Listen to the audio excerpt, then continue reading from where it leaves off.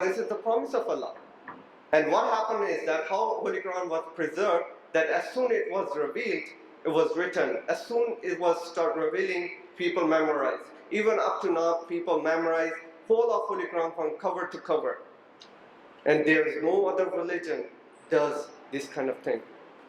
So Holy Quran is preserved in its letter and spirit as well. The words are preserved, but the message, we see that there's so much chaos in the Muslim world. People ask that why there's so much chaos in the Muslim world if Islamic teachings are so beautiful. I say that was prophecy as well, that a time will come that this will happen. At that time, the Imam Mahdi and promised Messiah will come and they will unite the Muslim and they will rejuvenate the Islamic teachings. So as Ahmadi, it is our responsibility to live by those teachings which are given to us in a pristine form through the promised Messiah's teaching, because he and only he can explain the Quranic teaching and hadith in a perfect and beautiful manner. That there's no contradiction and Islamic teaching are the most beautiful and perfect. But as an Ahmadi Muslim, it is our responsibility that we need to follow those teachings and we need to be a living Ahmadi, not a theoretical Ahmadi. We need to be a living Holy Quran. We need to follow all the teachings. We don't have to tell somebody that we are Ahmadi. Our actions need to show that we are Ahmadi. You know, that's how it was in the beginning. That anytime anybody had excellent morals, he was honest, they would say, you got to be Ahmadi. Because only Ahmadi can be honest. Only Ahmadi cannot lie. Only Ahmadi can pray 5 times a day. So we need to follow those teachings in a pristine form so that by our action we can say, yes, we are those Ahmadi Muslim, which was prophesied by Holy Prophet ﷺ. And Holy Quran and Islam is not only unique because the teachings are complete, because teachings are universal, because there's no contradiction and Allah preserved it. Islam is unique because we are the living people, living example, living manifestation of Holy Quran. That anybody wants to see us, they will see the Holy Quran in our lives, and they will see, yes, I want to be like those people, and those people who follow the Islamic teaching in its beautiful form. May Allah enable us to follow the Islamic teaching in its best and possible manner, which was the purpose of promised Messiah ﷺ, which was Ahmadiyya. Ahmadiyya was founded by Allah Ta'ala so that we can show the world that Islam is the best teaching, Islam is the best religion, and there is only peace if we want to achieve in the world, it is through Ahmadiyya. May Allah enable us to do so. Ameen. Wa akhiru da'wana.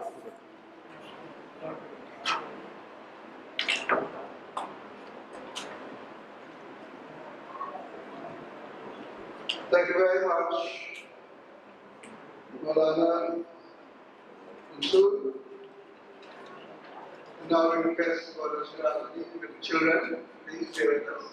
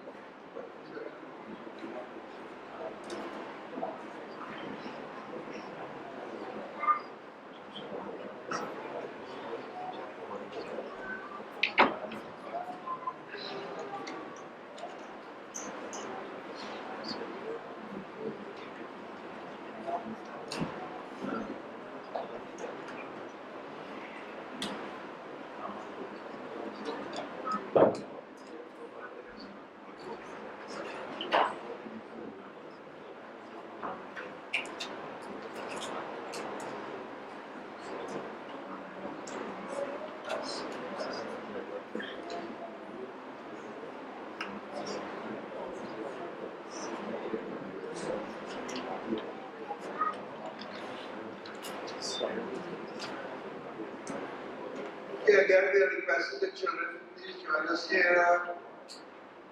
Samir, Ali. Okay. All right.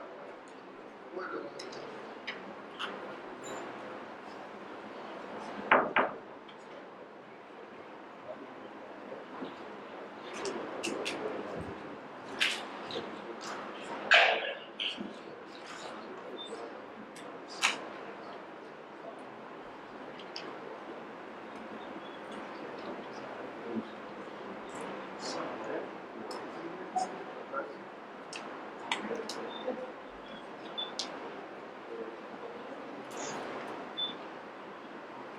In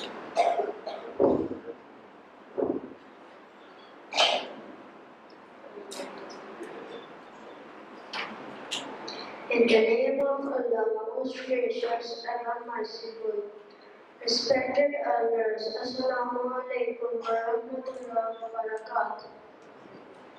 The Holy Prophet Muhammad, may the peace and blessings of Allah be upon him, gave to the world such beautiful teachings which paved the way to success for the early Muslims. If we want to achieve success, then we may as well follow and practice the teachings of the Holy Prophet of Islam. For the Holy Prophet of Islam is reported to have said to one of his followers regarding good and righteous conduct, O Abu Hurairah, be righteous and you will be the best of worshippers. Be content so that you can be the best of those who are grateful. Choose for others what you like for yourself.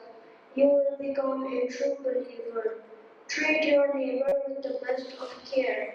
You will be worthy of being a true Muslim. Do not laugh excessively because excessive laughter causes the heart to die. Thank you very much. Assalamu alaikum.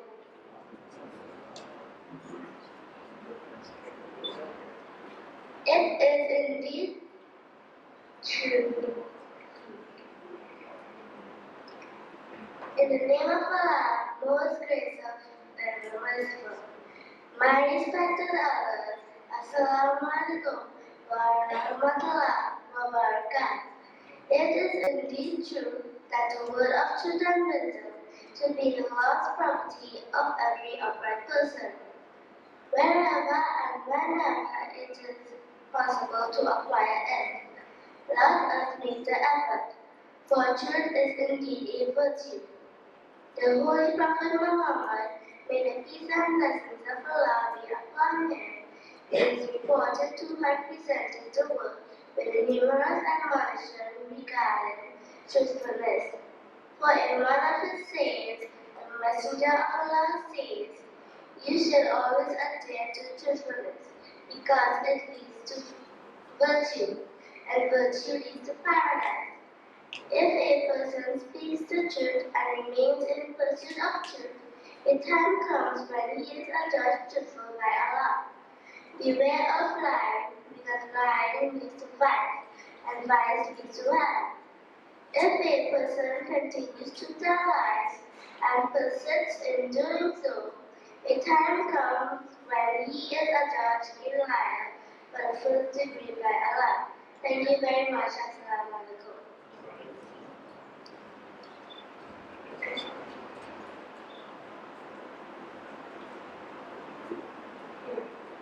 My name for most gracious ever merciful, Ahmadiyya codes of ethics. Respected elders, Assalamu alaikum wa rahmatullahi wa barakatuh.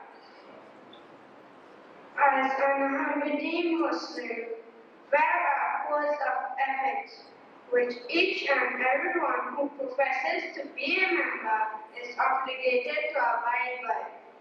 These ethics are the same as the ethics presented by our Holy Prophet Muhammad. May the peace and blessings of Allah be upon him to the world. The Messiah of the age wants his community to be unique in every respect. And so he laid down the following rules. God Almighty sees what lies inside your hearts, and He will deal with you on the basis of what He sees there. Lo and behold, I herein discharge my duty unto you by making it plain that sin is a poison. Do not partake of it. Disobedience to God is a dirty debt, which you should avoid.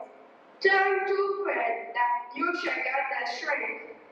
At the time of prayer, if a person does not fully believe that Allah has power over everything, except what may be contained in a previous promise. Such a one is not of my community. He who is caught in a tangle of worldly greed, and never even raises eyes to things which pertain to the next life, is not of my community. Thank you very much. Assalamu alaikum.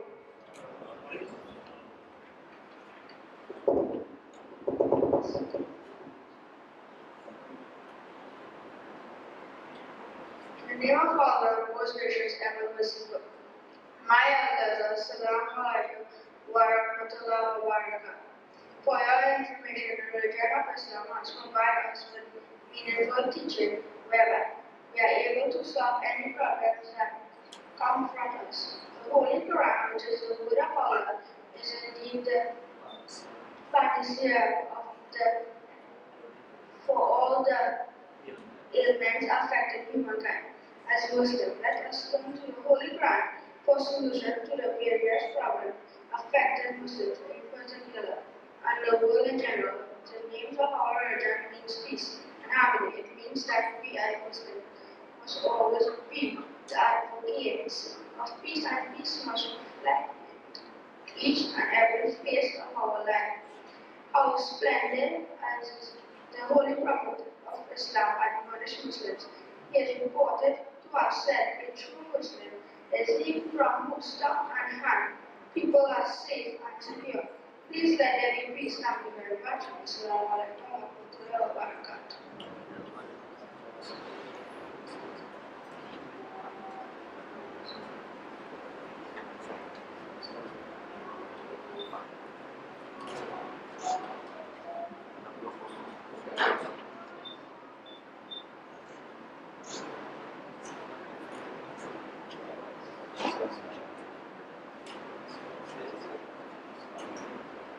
Assalamu alaikum.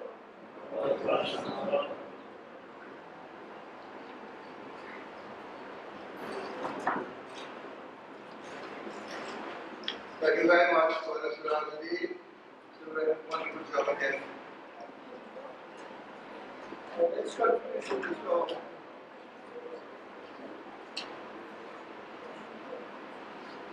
Thank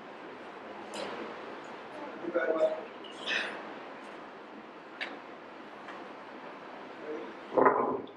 Thank you very much for the Surah. Wonderful job again. The next presentation, Practice and Promotion of Islamic Values, and this will be done by the missionary in charge of Jamaica, Maulana Munir Sahib.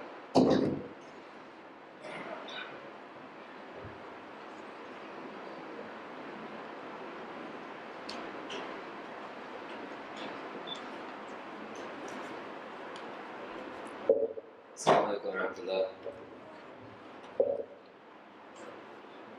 أشهد أن لا إله إلا الله وحده لا شريك له وأشهد أن محمدا عبده ورسوله أما بعد فأعوذ بالله من الشيطان الرجيم بسم الله الرحمن الرحيم. Dear brothers and sisters, Assalamu alaikum. It's a pleasure for me to be here. It's my first time in Trinidad, and I wanted to start my talk with an apology. When I came into this room, I looked around and I saw the beautiful hall. I looked at all the decorations, and I saw the mirror. And I went up to the mirror and started fixing myself. And then when I sat on the table, Maulana Yaqub Sahib told me it's a one-way mirror. So apologies to the sisters. So getting into the topic I wanted to speak on, the topic is practice and promotion of Islamic values. This is an important topic because many people, especially in the western part of the world, who are not very familiar with Islam, they have this question that are your practices, are your beliefs intact with our Western values. So I wanted to discuss that, and it's something that, inshallah, I hope you find very interesting. The first thing I wanted to point out is that our source of Islamic values goes back to the Prophet Muhammad sallallahu alaihi wasallam. He was the one who practiced Islamic values to its perfection. And when we look at his life, we ask ourselves, what was it that he valued? Did he value the same things that the people of his society valued? Absolutely not. Because when we study his life and look at the environment he grew up in, he did not value or share those same values that his people valued. And how could he? If you looked at the people of the Arabs that he grew up around and was born in, it is sometimes very difficult to read how those people used to live. And those are the people that he grew up, he was born in. They used to fight each other. Sometimes they would tie each other to a tree and fight each other until they were trying to show their bravery, that we would fight till someone dies. And then at other times when a woman wanted to get married to someone, she would not be allowed to get married until the chief of the tribe had his way with her, and only then he would approve her to go on to marry someone else. And we all know about the incidents of how embarrassed people were sometimes if a baby girl was born to a family, and they would bury her alive. So these were not the same values that the Prophet Muhammad sallallahu alaihi wasallam shared. The basis of his values was the Holy Quran. And that's why even from the beginning of the Holy Quran in Surah Baqarah, Allah Ta'ala says, A'udhu billahi minash shaitanir rajeem, ذَلِكَ الْكِتَابُ لَا رَيْبَ فِيهِ هُدًى لِلْمُتَّقِينَ. That this is a perfect book, there is no doubt in it. It is a guidance for the righteous. So the Holy Quran is making very clear that yes, Islam and the Holy Quran is a guidance, but the prerequisite is that you're looking for something good, you're looking for a positive change in your lives. Also, when we look at the life of the Prophet Muhammad sallallahu alaihi wasallam, we see the words of his beloved wife, Hazrat Aisha radhiyallahu anha, that she said, "Kana khuluquhu al-Quran," that he lived by the Holy Quran. So that is what we as Muslims base our values on. And when we look at it, the beauty of it is that no matter what culture you come from, what accent you might or slang you might speak in, or what part of the world you come from, these same values of the Holy Quran will outshine all parts of the world. So what I'm going to do is, and because there's not enough time to go into details of all the values and the beautiful teachings of the Holy Quran, I picked out some of the topics that the Holy Quran talks about, and we see what the Holy Quran is teaching us to value. One of the first things I wanted to get into is the Holy Quran. Islam teaches that we need, one value that Islam teaches is that your deeds should be judged by the intentions behind them. إِنَّمَا الْأَعْمَالُ بِالنِّيَّاتِ, the Prophet Muhammad said that all deeds are judged by your intentions, which is a very beautiful teaching because intentions make a big difference. Now, for example, if after this speech I walk out and my wallet falls out of my pocket, and someone picks it up and looks into it and says, "Oh, look, there's Canadian money, there's Jamaican money, there's Trinidadian money," and they start thinking, "Oh, where can we go? You know, what restaurants can we go to with all this money?" And say he picks it up and I turn around and I see the young boy and I think that he's about to give it to me, and I start praising him that, "Oh, what a good young boy, he picked up my wallet and gave it back to me." But if in his mind he had the intention that I was going to take that money, no matter how much I praise him, he received no blessings from Allah Ta'ala. But at the same time, if it was the other way around, and he, intended that I'm going to return this money, even though I could spend it and take it and put it into my pocket, that's where the blessings are. And that's where your deeds will be judged according to the intention behind them. For example, if some of the kids, they go home and they have the intention that, it's our parents' anniversary, or our mother is sick, and we want to go home and vacuum the house, so she doesn't have to work hard. But you go home and you see that she's already vacuumed the house. you already received your blessings because of the intention that you made. Even though you couldn't fulfill that deed, this is what Islam teaches, a beautiful teaching that you will receive rewards, even if you can't do the deed, but your intention was there. The other thing that Islam teaches is a very powerful teaching of the Holy Quran, is to learn how to sacrifice those things that are most beloved to you. There's a verse in the Holy Quran, chapter 3, verse 93, Allah Ta'ala says, لَن تَنَالُوا الْبِرَّ حَتَّى تُنْفِقُوا مِمَّا تُحِبُّونَ. Then never shall you attain to righteousness unless you learn to sacrifice those things which are most beloved to you. Never shall you attain to righteousness unless you spend out of that which you love. That could be in different forms. It could be material wealth. It could be sometimes sacrificing your children to dedicate their lives to the cause of Islam. You know, the first time I remember I was studying in Jamia in Canada, I came across this verse, and I was fascinated by it. Fascinated how Allah Ta'ala is challenging Muslims that if you want to attain the highest level of righteousness, you have to have that spirit of sacrificing the things that are most beloved to you. Now that's a big challenge. It's not easy to sacrifice those things that you love. So I took it as a challenge, and I was like, I want to be able to fulfill this verse as soon as I can. So I started looking around my room and I said, what's the most valuable thing I have? Let's see if I have the courage to sacrifice it. Because in Jamia, there's many students sometimes that they're from different parts of the world. Bangladesh, Japan, you know, Africa, wherever it is, many international students. And sometimes they don't bring the appropriate clothes. And it's cold in Canada, so some students didn't have the appropriate jacket to keep themselves warm. And I had a few extra jackets, but I had bought one special coat, which was an Italian cut coat, very expensive, cost me a lot of money to get. And the first day I wore it to school, all my Jamia friends were like, wow, that looks nice on you, it looks really sharp. And you know, it was nice. People were, you know, they really enjoyed that jacket I had. But then I thought about this verse, and I was like, let's see if I have the courage to give something that's really beloved to me. But I didn't think about the jacket. I was like, no way, I'm not touching that jacket. And so I was like, oh, there's this other one I have, I'll just give it to one of my friends. But then this verse kept knocking in my head. I was like, if you really want to fulfill this verse, it's that nice jacket that you need to give away. So I made the decision that, all right, I'm going to try my best to follow this verse.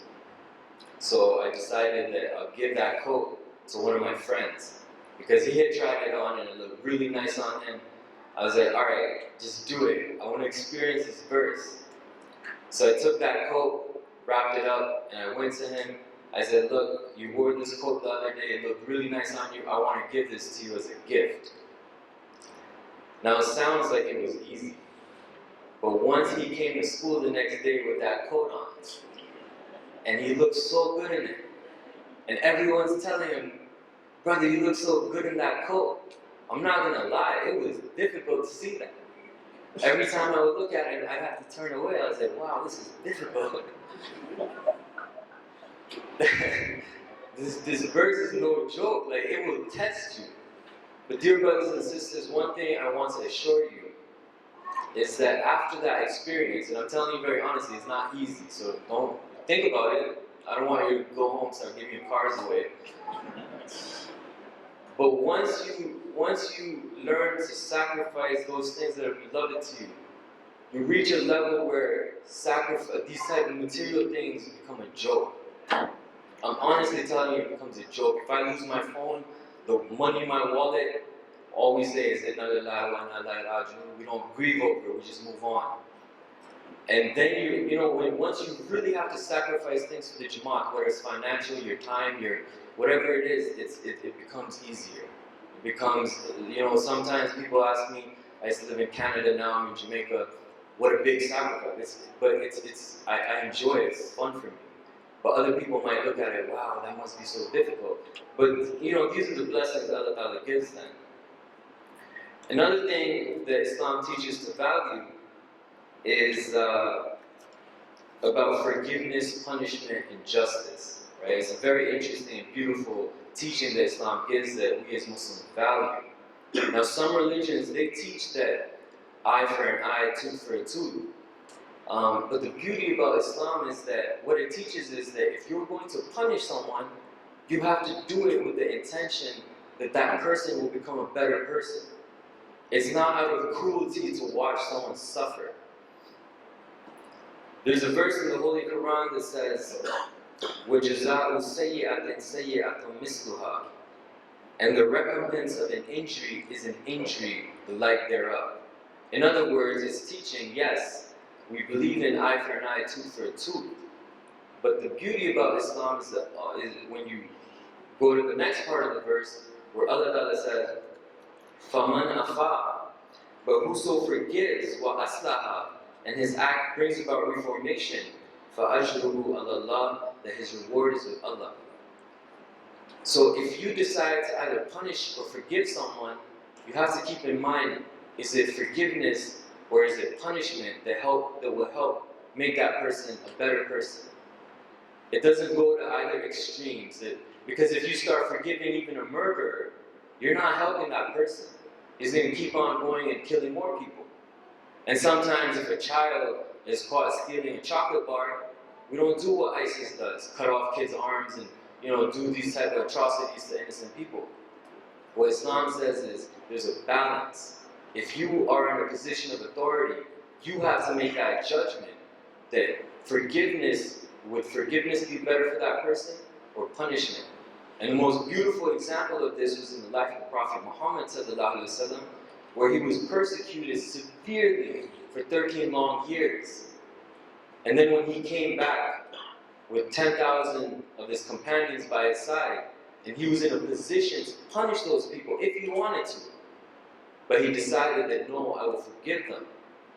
He made the proper decision, and that was actually one of the incidents in Islam where people were so amazed by his character that hundreds and hundreds of people accepted Islam by seeing that beautiful character of compassion and mercy in him. Another beautiful teaching about the Holy Quran is respect and love for your parents. Right? A lot of us kids growing up, we sometimes don't remember all the sacrifices our parents make for us. The Holy Quran says that Lord has commanded worship none but Him and show kindness to parents.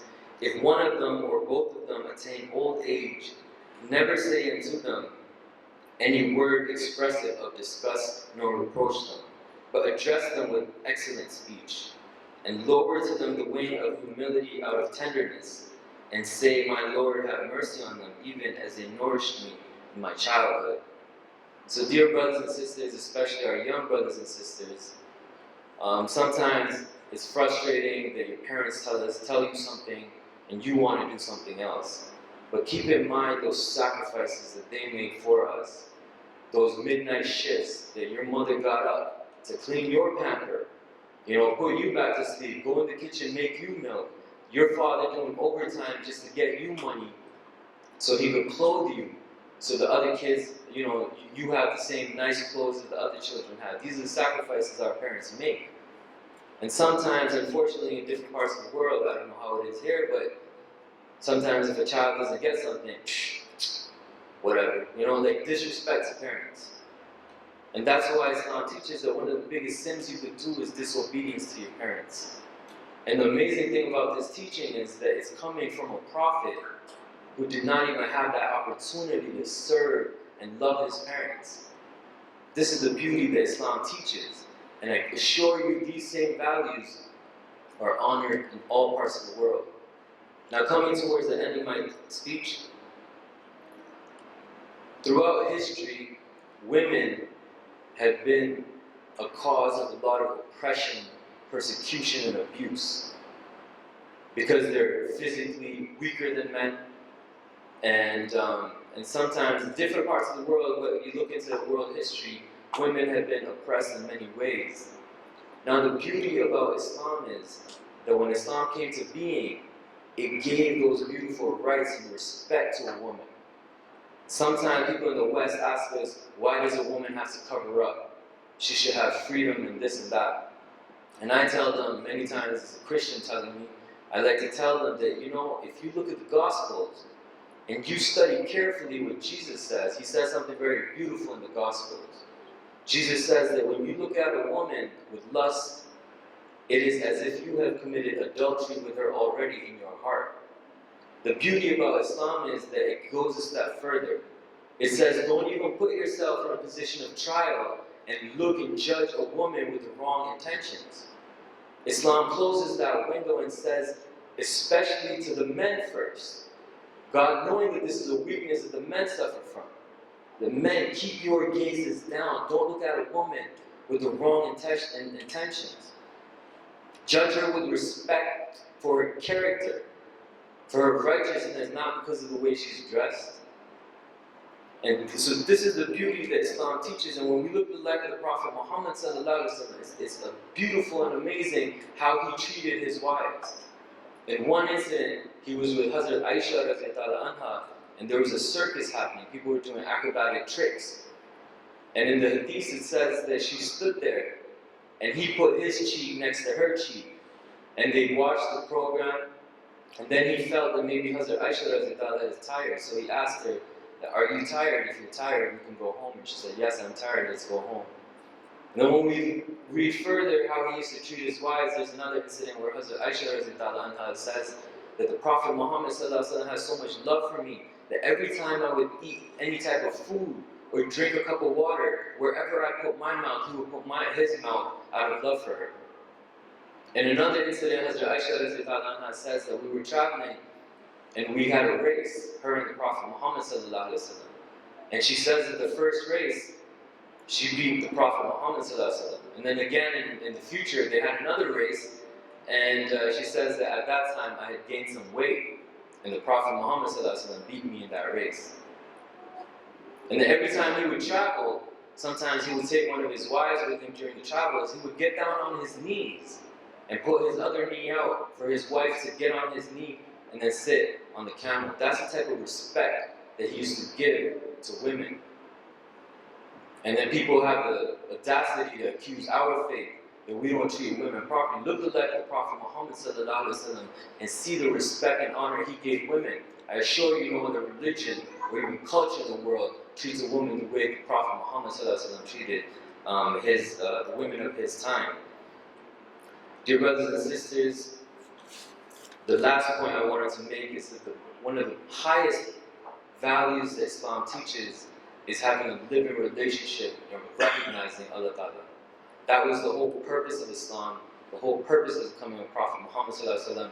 And when the promised Messiah ﷺ came, he emphasized that teaching. So I would like to close with one of the most beautiful values that was beautifully summarized by the promised Messiah ﷺ in the following quotation. He says, our paradise is in our God, our highest delight is in our God, for we have seen him and have found every beauty in him. This wealth is worth procuring, though one may have to lay down one's life to procure it. This ruby is worth purchasing, though one may have to lose oneself to acquire it. O ye who are bereft, run to this fountain and it will satiate your thirst. It is the fountain of life that will save you.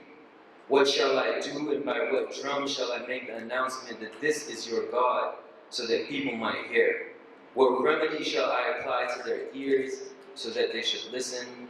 If you belong to Allah, rest assured that Allah will indeed belong to you. Allahumma salli ala Muhammad wa ala ali Muhammad wa barik wa sallam. Innaka hamidun majid. Narai Takbir! Narai Takbir! Islam Ahmadiyya! Hazrat Muhammad Mustafa! Hazrat Muhammad Mustafa! Narai Takbir! Thank you very much, Maulana Sahib. And let me request Maulana, like Ahmad Mustab, who is the missionary in charge of Suriname, and he'll be talking to us about blessing this structure. Assalamu alaikum. Ladies and speech will be very brief. I have actually, we didn't expect him to attend, and also terms of the information regarding this topic, he didn't receive it on time. And so we have given him the permission just to say some few words regarding Jalsa Salana and the importance and lessons of Jalsa Salana. Please. Assalamu alaikum wa rahmatullahi wa barakatuhu. Ashhadu an la ilaha illallah wahdahu la sharika lahu wa ashhadu anna Muhammadan abduhu wa rasuluh. Amma ba'du fa'udhu billahi minash shaitanir rajim. Bismillahir Rahmanir Rahim. Dear brothers and sisters, Assalamu alaikum wa rahmatullahi wa barakatuhu. We are here for a solid vision. Jalsa Salana or annual convention is a very blessed gathering. The promised Messiah and Mahdi of this age, Hazrat Mirza Ghulam Muhammad Qadiani alayhi salatu wassalam, has started this system within the Jamaat in 1891. And our beloved Imam, the promised Messiah and Mahdi, may Allah be pleased with him, has written again and again in his book about this blessed gathering. Hazrat Masih Maud alayhi salatu wassalam, one of his writings, he says, the primary purpose of this convention is to enable every sincere individual who personally experience religious benefits. And then he wrote, the major aim of the gathering is that the sincere members of the Jamaat should be able to derive religious benefits, and at the same time they should acquire more of knowledge and advance in their realization of Allah. The promised Messiah Ahmadiyya alayhi salatu wassalam writes one of his books, Ruhani Khazain. The name of the book is Asmani Faisla. I re-emphasize that you must not rank this convention in the same league as other ordinary human assemblies. This is a phenomenon that is based purely on the divine help for the propagation of Islam. And then our beloved Imam Hazrat Khalifatul Masih Al-Khamis Ayyadahullah Ta'ala bin Nasrihil Aziz, in one of his addresses about Jalsa Salana, advice to the members of the Jamaat, Hazur said, this is not a festival but a Jamaat convention. Do not think that you are participating in a festival, and do not waste your time in personal meetings or in buying or selling or showing off the latest fashion. The promised Messiah and Mahdi alayhi salatu wassalam wrote about the participants of Jalsa Salana. Hazrat Masih Maud alayhi salatu wassalam writes, may He grant him, means the participants of the Jalsa, freedom from every single hardship and lay open for him the ways of achieving his cherished goals and raise him up on the day of judgment among those of his servants who are the recipients of his blessings and mercy. So may Allah enable us all to get the best benefit of this gathering. Ameen, summa ameen. Assalamu alaikum wa rahmatullahi wa barakatuh.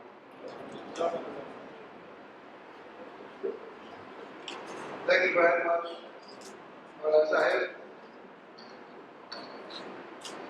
The last for the evening, the Holy Prophet Muhammad Sallallahu Alaihi Wasallam will see for mankind. And this should be done by Maulana Hassan Ullah Mangal, who's the missionary in charge of Guyana. Maulana Sahib.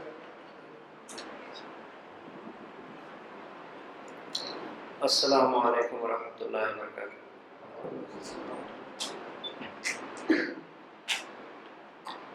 Ashhadu an la ilaha illallah wahdahu la sharika lahu wa ashhadu anna Muhammadan abduhu wa rasuluh. Amma ba'du, fa'udhu billahi minash shaitanir rajim. Bismillahir rahmanir rahim. لقد جاءكم رسول من أنفسكم عزيز عليه ما عنتم حريص عليكم بالمؤمنين رؤوف رحيم. My dear brothers and sisters in Islam, and my dear brothers and sisters in humanity, the subject which I will speak on this blessed occasion of Jalsa Salana is the Holy Prophet Muhammad Sallallahu Alaihi Wasallam, mercy to mankind. Allah Subhanahu wa Ta'ala has revealed in the Holy Quran, chapter 9, verse 128, surely a messenger has come unto you from among yourselves. Grievous to him is that you should fall into trouble. He is ardently desires of your welfare, and to the believers he is compassionate, merciful. Dear guest of the Prophet Messiah alayhi salam, when we hear about the Holy Prophet Muhammad sallallahu alaihi wasallam or read about his life, we find one of his companions named Hazrat Amr bin Al-As, when he was approaching to death, it means he would have spent his life with the Holy Prophet Muhammad sallallahu alaihi wasallam, complete life, and Allah grant him life, that he continue even living after Prophet Muhammad sallallahu alaihi wasallam, and he remembering the Prophet sallallahu alaihi wasallam and the tears in his eyes. Of course, from age you can know he would have participated in the battles along with the Prophet ﷺ, so he was not afraid of death. Those Muslims who know that anyone who can go in the fight, war or battle, say jihad, fi sabilillah, that he or she cannot be afraid of death. Of course, there used to be also Sahabiyat who would go in the battle.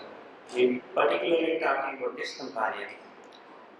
Someone asked him that we understand that it can't be with tears in your eyes because of you approaching death. What is causing you to be so in painful moment in such a way that your eyes have tears? He said, I remind myself of two stages of my life. There was a time that I was not Muslim as yet, and I hated the Prophet Muhammad, peace be upon him, so much that I didn't want to look at him. If he would pass him, I didn't want to see him. But when